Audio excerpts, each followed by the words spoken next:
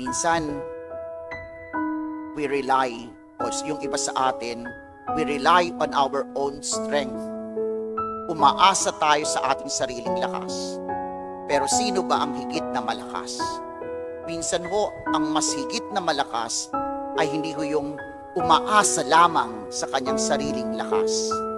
Ang totoong malakas ay yung umaamin ng kanyang kahinaan at umaasa kanino? Sa Diyos. Ang nagpapalakas ay ang Diyos. Ito ho yung reason kung bakit sa kabila ng totoo, these men na sinasabi nating pillars of the church, si Pedro na kung saan itinatag ni Kristo ang simbahan, hindi ko siya perpektong tao. Pero bakit naging matatag, naging malakas? Hindi dahil sa kanyang sariling kakayanan, ngunit dahil sa biyaya at grasya ng Diyos. Kanya nga sinasabi, di ba, sabi ni San Pablo, kailan siya malakas?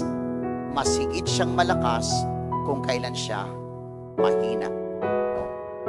Ang lakas natin ay nanggagaling sa Diyos.